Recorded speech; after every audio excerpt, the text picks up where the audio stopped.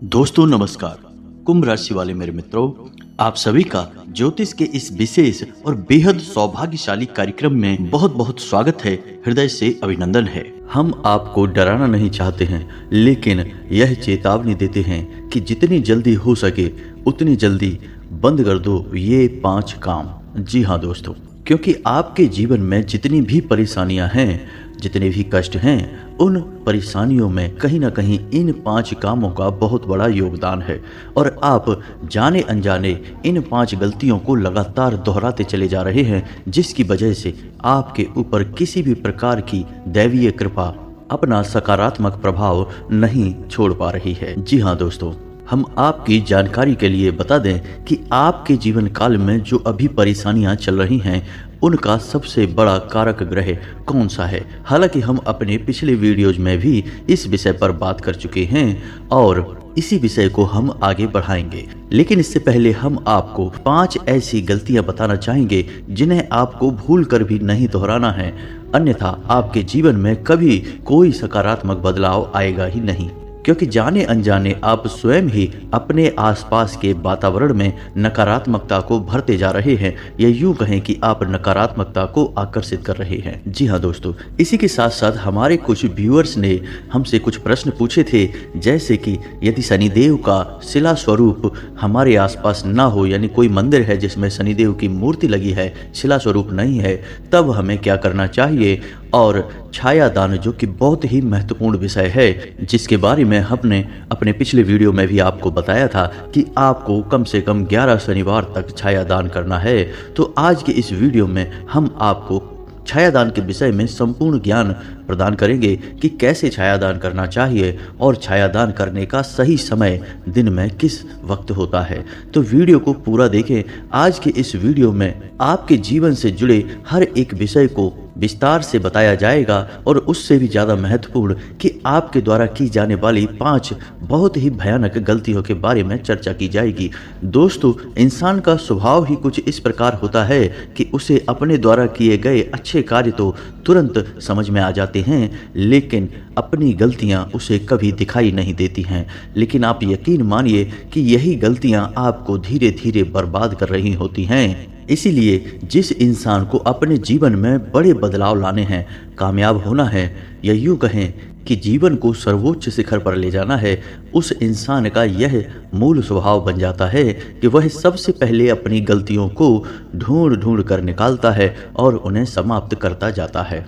लेकिन दोस्तों, यह एक कठिन कार्य है, क्योंकि हमें स्वयं तो अपनी गलतियां कभी दिखाई देती नहीं हैं। तो कोई हमारा शुभ चिंतक, कोई हमारा मित्र हमें हमारी गलतियां बताता है तो हमें थोड़ा सा ध्यान देना चाहिए और सतर्क हो जाना चाहिए। आज का यह वीडियो आपका बहुत बड़ा शुभ चिंतक बनने जा रहा है, क्योंकि इस वीडियो में आपके द्वारा की जाने वाली ऐसी 5 गलतियों के बारे में चर्चा की जाएगी जो आपके आसपास की ऊर्जा को खराब कर रही हैं, आपके सकारात्मक पहलू को समाप्त कर रही हैं और आपकी ओर नकारात्मक ऊर्जा को आकर्षित कर रही हैं। इसी के साथ साथ वीडियो के अंत में हम आपको एक ऐसा योग बताएंगे जो आपके जीवन में एक बहुत बड़ा बदलाव ला सकता है, आपको रातों रात करोड़पति बना सकता है। लेकिन इस योग का पूरा लाभ उठाने के लिए आपको कुछ ऐसे कार्य करने होंगे जिनसे इस योग की प्रबल शक्ति आपको पूर्ण रूप से लाभ प्रदान करेगी। तो वीडियो को पूरा देखें, शुरू से लेकर अंत तक वीडियो में बताई गई हर एक बात को ध्यान से समझने की कोशिश करें, क्योंकि यह वीडियो केवल और केवल आपके लिए बनाया गया है, आपकी समस्याओं को ध्यान में रखते हुए बनाया गया है।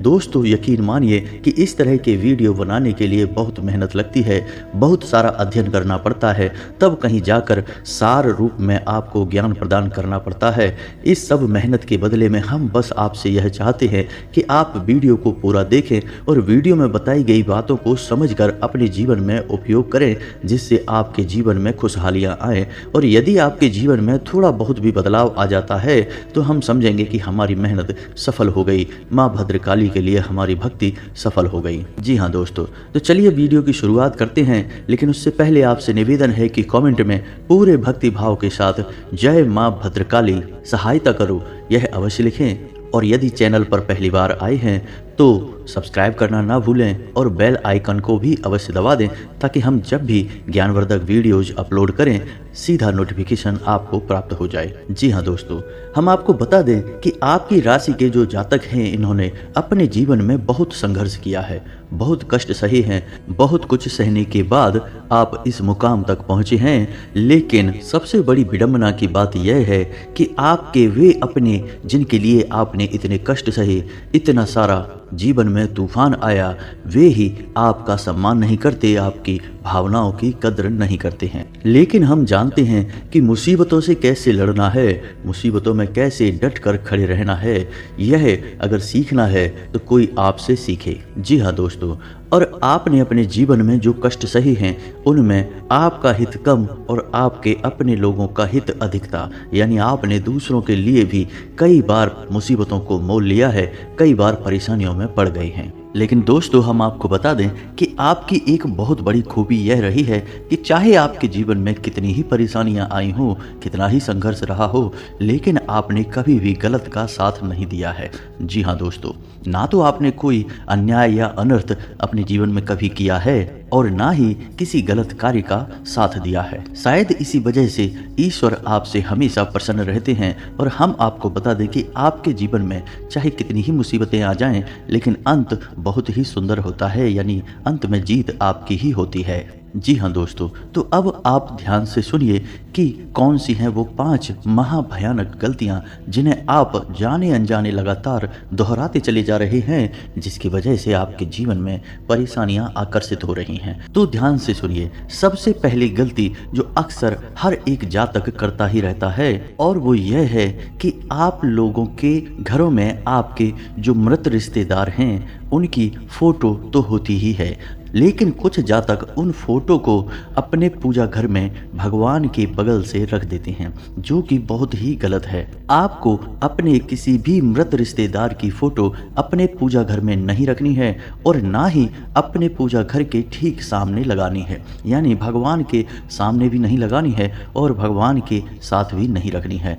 ऐसा करके आप ना केवल अपने जीवन में परेशानियों को आकर्षित कर रहे हैं, बल्कि अपने मृत पूर्वजों और रिश्तेदारों को भी आप परेशान कर रहे हैं। ऐसी स्थिति में उनका तरण तारण कभी हो नहीं सकता और उन्हें प्रेत बनकर ही भटकना पड़ेगा। इस बात का स्पष्ट प्रमाण हमारे शास्त्रों में लिखा हुआ है। तो आपको अपनी किसी मृत रिश्तेदार की यदि फोटो लगानी है तो आप अपने घर के ड्राइंग रूम में लगा सकते हैं, अपनी बैठक में लगा सकते हैं, लेकिन अपने पूजा घर से दूर रखें। इसी के साथ साथ दोस्तों, कुछ लोग ऐसा करते हैं कि अपने पूजा घर में जो फूल चढ़ाते हैं उन फूलों को बाद में वहीं पड़ा हुआ छोड़ देते हैं और अगले दिन जब पट खोले जाते हैं, यानी पूजा घर के दरवाजे खोले जाते हैं, तो वे पुष्प वहीं पड़े रहते हैं। दोस्तों, ऐसे पुष्प यानी इन्हें हम बासे पुष्प कहते हैं, मृत्यु का सूचक होते हैं। और यदि कोई इंसान पूजा घर में पुराने पुष्प जिन्हें हम बासे पुष्प कहते हैं उन्हें रखता है तो उस इंसान के जीवन में नकारात्मकता आकर्षित हो जाती है। जी हाँ दोस्तों, इसी के साथ साथ एक और बहुत बड़ी गलती जो अक्सर कई जातक दोहराते रहते हैं वह यह होती है कि जो उनके पूजा घर में दीपक होता है उस दीपक में जो बाती होती है, जब दीपक जल चुका होता है तो अक्सर जातक ऐसा करते हैं कि अगले दिन की पूजा में उस बाती को उठाकर कहीं बगल में रख देते हैं और दोबारा से उसमें नई बाती लगाकर दीपक को प्रज्वलित कर देते हैं, जो कि बहुत ही गलत है। जब एक बार दीपक जलकर बुझ जाता है या समाप्त हो जाता है तो वह अशुद्ध हो जाता है। उसके बाद उस दीपक को पुनः धोकर शुद्ध और पवित्र करके फिर इस्तेमाल करना चाहिए, तभी आपके जीवन में सकारात्मकता आकर्षित होगी। इसी के साथ साथ दोस्तों, दीपक को लेकर कुछ और नियम है जो आपको बता देते हैं। जैसे कि जब आप दीपक प्रज्वलित करते हैं और आपके मन में कामना है कि आपके घर में माँ लक्ष्मी का आगमन हो, माँ लक्ष्मी का वास हो, यानी आपकी रुपए पैसे की परेशानी दूर हो जाए, तो आपको दीपक की जो बाती है उसका मुख उत्तर दिशा की ओर रखना चाहिए। ठीक इसके विपरीत कुछ जातक दीपक की बाती का मुख दक्षिण दिशा की ओर करके जला देते हैं, जो कि बहुत ही भयानक गलती है, क्योंकि दक्षिण दिशा में यम का वास होता है और इस तरह आप अपनी ओर मृत्यु को आकर्षित कर लेते हैं। यानी आप दक्षिण मुखी दीपक यदि जलाते हैं तो आपके घर में भयंकर से भयंकर रोग आएंगे, परेशानियां आएंगी और अंतहीन संकटों की बाढ़ आ जाएगी। जी हाँ दोस्तों, अब कुछ लोगों के मन में यह प्रश्न आ रहा होगा कि क्या एक दीपक जला लेने से इतना सब कुछ हो सकता है, यानी कि महाभयानक संकट आ सकते हैं। तो दोस्तों, आप जब एक दीपक जलाकर भगवान को प्रसन्न कर सकते हैं, जो इस सृष्टि को चला रहे हैं, उन्हें खुश कर सकते हैं, तो फिर उसी दीपक से आप भयानक से भयानक संकटों को आकर्षित क्यों नहीं कर सकते। सब कुछ विधि विधान से निर्धारित किया जाता है, इसीलिए हमारे शास्त्रों में कहा गया है कि पूजा विधि विधान के साथ ही की जानी चाहिए। जिस पूजा पाठ में विधि विधान नहीं होता, उस पूजा पाठ का फल नकारात्मक प्राप्त होता है। जी हाँ दोस्तों, अब हम आपको बता रहे हैं कि कौन सी वह दूसरी गलती है जो आप लगातार करते चले जा रहे हैं। दोस्तों, कुछ लोगों की यह आदत होती है कि जब तक उनकी जेब खाली नहीं हो जाती, वे लगातार खर्च करते रहते हैं। यही आदत उन्हें परेशानी में डालती रहती है, यानी कि आपको इस आदत को छोड़ना होगा। कहने का मतलब यह है कि आपको अपने जेब में, अपने पर्स में रुपए हमेशा रखने होंगे। कभी भी अपने पर्स को पूर्ण रूप से खाली ना करें। और यही नियम आपके घर में जहां आप रुपए पैसे रखते हैं, चाहे कोई अलमारी हो, लॉकर हो या फिर कोई तिजोरी हो, उसमें भी लागू होता है। यानी आपको अपने घर का लॉकर भी पूर्ण रूप से खाली नहीं करना है। उसमें 10, 20, 50 एक कोई भी सिक्का, कोई भी नोट अवश्य रखें। और अपने पर्स में भी पूर्ण रूप से कभी रुपए खाली ना होने दें, उसमें भी एक आध नोट रखें निश्चित तौर पर। क्योंकि जब आप रुपए पैसे रखने की जगह पर ही रुपए पैसे को नहीं रहने देंगे, यानी उसे बार बार खाली करते रहेंगे, तो निश्चित तौर पर वहाँ से माता लक्ष्मी चली जाएंगी। याद रखें कि माता लक्ष्मी की सगी बहन दरिद्रता हैं और उन्हें भगवान विष्णु से यह आशीर्वाद प्राप्त है कि जिस जगह पर माँ लक्ष्मी नहीं होंगी, वहाँ दरिद्रता अपने आप वास करने लगेंगी। किसी के निमंत्रण की आवश्यकता नहीं है। तो जब आप अपना पर्स, अपनी जेब, अपनी तिजोरी में से रुपए पूरी तरह से हटा देते हैं, यानी माता लक्ष्मी को पूर्ण रूप से निकाल कर बाहर कर देते हैं, तो जगह खाली हो गई और उस खाली जगह में दरिद्रता का वास हो गया। और दोस्तों, इसमें डराने वाली बात यह है कि हमारे शास्त्रों में माता लक्ष्मी को चंचला कहा गया है, यानी माता लक्ष्मी का स्वरूप चंचल है। वे एक स्थान पर ठहरती नहीं है, लेकिन इसके विपरीत उनकी बहन दरिद्रता का रूप स्थायित्व है, यानी कि जहाँ एक बार दरिद्रता का वास हो गया, वहाँ से फिर वे वापस नहीं जाती हैं। बहुत ही मुश्किल होता है उन्हें बाहर निकाल पाना। इसीलिए आपने अक्सर यह देखा होगा कि जो इंसान दरिद्र होता है, यानी कि हमेशा पैसे रुपए के लिए परेशान रहता है, उसकी परेशानी बड़ी ही मुश्किल से दूर होती है, यानी रुपए पैसे की आवक उसके पास बड़ी ही मुश्किल से शुरू होती है। क्योंकि जिसके जीवन में दरिद्रता का वास हो गया, बड़ी ही मुश्किल से, बड़ी ही परेशानियों के साथ दरिद्रता उसका पीछा छोड़ती है। इतना आसान नहीं है। तो आपको अपने घर में, अपने जीवन में दरिद्रता को आमंत्रित नहीं करना है। भूल से भी यह गलती नहीं करना है। अब हम आपको तीसरी गलती बताने जा रहे हैं। दोस्तों, बहुत से जातक ऐसे होते हैं जो अपने घर में देवी देवताओं की मूर्तियों को या उनकी तस्वीरों को सजावटी सामान के तौर पर प्रयोग करते हैं। दोस्तों, यह बहुत ही गलत है, हमारे शास्त्रों में वर्जित है। अब बहुत से जातक एक और बहुत बड़ी गलती कर जाते हैं कि वे गणेश जी की मूर्ति या फिर फोटो को अपने घर के दरवाजे पर लगवा देते हैं। दोस्तों, अब आप समझिए कि गलती क्या है कि आपने अपने घर के दरवाजे पर, यानी बाहर की ओर मुख करके गणेश जी की एक फोटो या फिर मूर्ति लगवा दी। अब गणेश जी को समृद्धि का सूचक माना जाता है, सुख का और रिद्धि सिद्धि का दाता माना जाता है। तो जब आपने अपने घर के बाहर गणेश जी का मुख करके फोटो या मूर्ति लगवा दी, तो अब आपके घर में सुख समृद्धि आएगी नहीं, जाएगी। क्योंकि जब आप घर से बाहर जाएंगे तो आपको गणेश जी के दर्शन नहीं होंगे, गणेश जी आपकी पीठ के पीछे होंगे। तो यह बहुत ही गलत है। तो अब आपको क्या करना है? बहुत से जातकों ने अपने घर के बाहर की दीवार पर, यानी दरवाजे के ऊपर या दाएं बाएं गणेश जी की मूर्ति या फोटो लगवा दी होगी। अब वह तो हटेगी नहीं, तो अब आपको क्या करना है कि ठीक वैसी ही मूर्ति या फोटो दीवार के इस तरफ, यानी घर के अंदर की तरफ भी आप लगवा दें, उसी फोटो या मूर्ति के ठीक पीछे। यानी मूर्ति या फोटो की पीठ से पीठ चिपक जानी चाहिए, लग जानी चाहिए। तो अब अब आप जब भी घर से बाहर निकलेंगे तो आपको गणेश जी के दर्शन होंगे, यानी सुख समृद्धि आपके घर में आने लगेगी। जी हाँ दोस्तों, कुछ जातक तो यह भी करते हैं कि जो भी देवी देवताओं की मूर्तियां उनके पूजा घर में खंडित हो जाती हैं, उन्हें भी सजावटी सामान के तौर पर घर में इधर उधर अलमारियों में रख देते हैं। यह भी बहुत गलत है, क्योंकि खंडित मूर्ति अशुभ संकेत देती है, नकारात्मकता को आकर्षित करती है। इस मूर्ति या फोटो को आपको बहते हुए जल में विसर्जित करना चाहिए, ना कि अपने घर में रखना चाहिए। एक और बात ध्यान दें कि आपको किसी भी देवी देवता की मूर्ति या फोटो को सजावटी सामान के तौर पर प्रयोग नहीं करना चाहिए। यह हमारे शास्त्रों में वर्जित है और हमारे देवी देवताओं का अपमान भी है। और एक और गलती अक्सर जातक कर जाते हैं कि देवी देवताओं की मूर्ति या फिर फोटो अपने बेडरूम में लगा लेते हैं, यानी अपने शयन कक्ष में लगाते हैं। यह भी बहुत ज़्यादा गलत है। हम जहाँ सोते हैं वहाँ किसी भी देवी देवताओं की फ़ोटो नहीं होनी चाहिए। लेकिन दोस्तों, कुछ लोग ऐसी सलाह दे देते हैं कि अपने बेडरूम में राधा कृष्ण की फ़ोटो लगाइए या मूर्ति लगाइए, यह प्रेम का प्रतीक है। जी हाँ दोस्तों, यह बात सत्य है, लेकिन देवी देवताओं की श्रेणी में तो राधा कृष्ण भी आते हैं। तो हम आपको यह सलाह देंगे कि आप राधा कृष्ण की फोटो लगाने के बजाय मोर पंख या बांसुरी की फोटो अपने बेडरूम में लगाइए, क्योंकि यह भी भगवान श्री कृष्ण और राधा का प्रतीक है और प्रेम का प्रतीक है। तो आप फोटो लगाने से जितना हो सके उतना बचें। अपने बेडरूम में कोई भी देवी देवता की फोटो ना लगाएं। यदि आपको लगाना ही है तो आप उनके प्रतीक चिन्हों को लगा दें। जैसे भगवान श्री कृष्ण के लिए आपको बांसुरी की फोटो लगा दें या फिर मोर पंख रख लें। यही आपके लिए सर्वोत्तम होगा। जी हाँ दोस्तों, अब चौथी गलती के बारे में बात करते हैं और यह आपको आश्चर्य में डाल देगा। कभी कभी आपने देखा होगा कि बहुत सारे जातक ऐसा करते हैं कि अपना नया घर बनवाते हैं या नई गाड़ी खरीदते हैं, या बस यूं ही उनका घर सुंदर है या कुछ गाड़ी वगैरह सुंदर है तो उसके ऊपर एक भयानक सी चेहरे को लगा देते हैं, या फिर एक मटकी को काला रंग कर और उसके ऊपर भूत प्रेत की शक्ल बनाकर लगा देते हैं। लोगों का शायद ऐसा मानना है कि इससे उनके मकान को नज़र नहीं लगेगी, उनके सामान को नज़र नहीं लगेगी। कुछ लोग तो चप्पल जूते भी लटका देते हैं।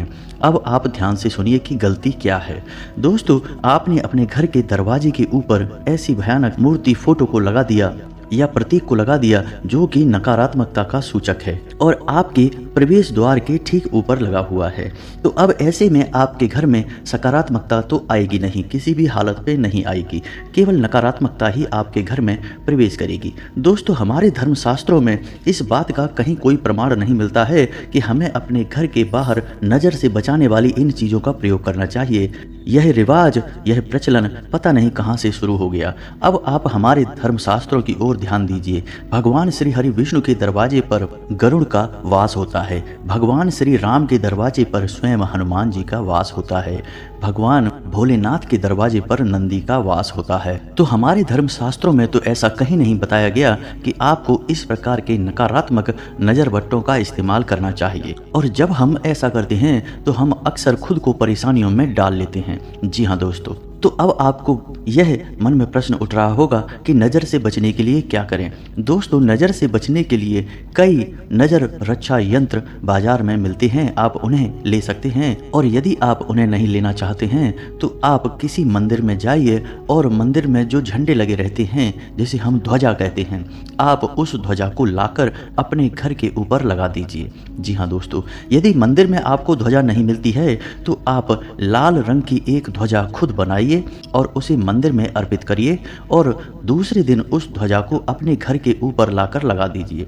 वह पूर्ण सकारात्मकता का प्रतीक होगा और ईश्वर आपके घर में प्रवेश कर जाएंगे। आपने महाभारत का वह वर्णन तो सुना ही होगा कि जब भगवान श्री कृष्ण ने हनुमान जी को विराजमान होने के लिए कहा तो हनुमान जी अर्जुन के रथ की ध्वजा के ऊपर विराजमान हुए थे। यानी हमारे धर्म में ध्वजा को देवी देवताओं का प्रतीक माना जाता है, इसीलिए हमारे मंदिरों के ऊपर शिखर पर ध्वजा समर्पित की जाती है, देवताओं को अर्पित की जाती है। तो आपको भी ऐसा ही करना है। इन नकारात्मक नजर बट्टों से आपको दूर रहना है। अब पांचवी गलती सुनिए दोस्तों, यह सुनने में आपको थोड़ा अजीब लग सकता है क्योंकि यह आपका निजी विषय है, लेकिन आपको इसकी जानकारी होना बहुत आवश्यक है। कुछ जातक ऐसे होते हैं जो स्नान करते समय पूर्ण रूप से निर्वस्त्र हो जाते हैं, जो कि बहुत ही खतरनाक है। इससे उनके ऊपर बहुत भयानक पितृ दोष लगता है। दोस्तों, हमारे शास्त्रों में ऐसा वर्णित है कि हमारे पितृ जब हम स्नान करते हैं उस समय हमारे वस्त्रों से टपकने वाले पानी को स्वयं ग्रहण करते हैं, और जब हम पूर्ण रूप से निर्वस्त्र होकर स्नान करते हैं तो हमारे पितृ हमसे नाराज हो जाते हैं और पितृ दोष हमें लगता है। तो आपको पूर्ण रूप से निर्वस्त्र होकर स्नान नहीं करना है। जी हाँ दोस्तों, वैसे तो यह आपका निजी विषय है, लेकिन हमारे शास्त्रों में हर एक विषय को बड़ी ही खूबसूरती से और गहराई से बताया गया है, समझाया गया है, तो आपको इसकी जानकारी होनी बहुत ही आवश्यक है। अब बात करते हैं कि कुछ जातकों ने पूछा था कि छायादान कैसे करते हैं। तो ध्यान से सुनिए कि छायादान क्या है और कैसे किया जाता है और छायादान करने का सर्वोत्तम समय क्या है। दोस्तों, आपको छायादान सूर्यास्त के बाद ही करना चाहिए, क्योंकि वह छाया काल ही माना जाता है। आपको शनिदेव के मंदिर में जाना है। शनिवार के दिन रात में, यानी कि 8 या 9 बजे के आसपास आपको मंदिर में जाना है। वहाँ शनिदेव का पूजन अर्चन करना है और उसके बाद एक मिट्टी का बड़ा दीपक लेना है। जब आपकी पूजा समाप्त हो जाए तब आपको उस मिट्टी के दीपक में तेल भर लेना है। याद रखना है कि तेल सरसों का होना चाहिए और दीपक पूरा भर जाना चाहिए, जरा भी खाली ना रहे। फिर आपको उस दीपक में अपने आप को देखना है, यानी उस तेल में अपने आप को देखना है। तो जो दीपक में दिखेगा वह आपकी छाया होगा। जी हाँ दोस्तों, और वही छाया आपको शनिदेव को अर्पित करनी है। अब आपको जब वह छाया दिखाई दे तो थोड़ी देर उसे देखने के बाद वह दीपक शनिदेव के सामने रख दें और उसके ठीक बाद तुरंत मुड़कर अपने घर वापस आ जाएं। किसी से कोई बात ना करें, रास्ते में कहीं भी रुकें ना और पीछे मुड़कर भी नहीं देखें, और घर आने के बाद सीधा स्नान करके शुद्ध हो जाएं, पवित्र हो जाएं। इसे छायादान कहा जाता है। शनिदेव को छाया पुत्र कहते हैं और उन्हें छायादान बहुत अधिक प्रिय है। शनिदेव की पूजा करते समय आपको कुछ बातों का ध्यान भी रखना चाहिए। शनिदेव का शिला स्वरूप ही आपको पूजनीय है, आपको पूजन करना चाहिए। और यदि शनिदेव का मूर्ति स्वरूप है तो कभी भी शनिदेव की आंखों में नहीं देखना चाहिए। कभी भी शनिदेव की मूर्ति के सामने खड़े होकर पूजन नहीं करना चाहिए। थोड़ा बहुत दाएं या बाएं होकर पूजन करना चाहिए, क्योंकि शनिदेव के बारे में ऐसा कहा जाता है कि यदि शनिदेव की दृष्टि किसी के ऊपर पड़ेगी तो उसका अनर्थ अवश्य होगा, उसका विनाश अवश्य होगा। तो आपको शनिदेव की दृष्टि से बचना चाहिए। कभी भी शनिदेव की मूर्ति की आंखों में आंखें डालकर दर्शन नहीं करने चाहिए, आंखें झुकाकर ही दर्शन करने चाहिए। शनिदेव की मूर्ति के सामने खड़े नहीं होना चाहिए। अब कुछ जातकों का प्रश्न था कि यदि शनिदेव की मूर्ति ही है मंदिर में, शिला स्वरूप नहीं है, तो ऐसी स्थिति में क्या करें।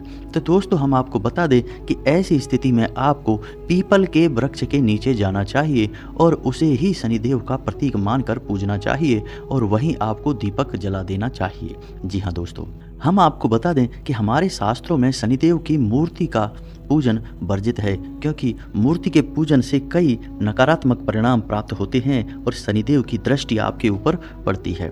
शनिदेव की मूर्ति के विषय में यह भी वर्णन मिलता है कि हमें कभी भी अपने घर में शनिदेव की मूर्ति नहीं रखनी चाहिए, ना ही शनिदेव से जुड़ा कोई प्रतीक रखना चाहिए, यानी शिला स्वरूप हो चाहे मूर्ति स्वरूप हो, हमें अपने घर में नहीं रखना चाहिए। और ना केवल शनिदेव बल्कि कई और ऐसी मूर्तियां हैं जिन्हें भूले से भी हमें अपने घर में नहीं रखना चाहिए, वरना हमारा बहुत बड़ा अनर्थ हो जाता है, यहाँ तक कि हम मृत्यु तक को आकर्षित कर लेते हैं। लेकिन इस विषय पर हम आपको किसी और वीडियो में बताएंगे। यदि आपको इस विषय पर वीडियो चाहिए तो आप कमेंट करके हमें बताएं, हम आपके लिए पूर्ण जानकारी से भरपूर एक विस्तृत वीडियो इस विषय पर भी बना देंगे। तो दोस्तों, आज के लिए वीडियो समाप्त करते हैं। यदि आपको वीडियो में दी गई जानकारी अच्छी लगी है तो आप वीडियो को एक लाइक करना ना भूलें और कमेंट में पूरे भक्ति भाव के साथ जय माँ भद्रकाली मदद करो लिखना ना भूलें। माता आपका कल्याण करेंगी। मिलते हैं अगले ज्ञानवर्धक वीडियो में, तब तक के लिए धन्यवाद।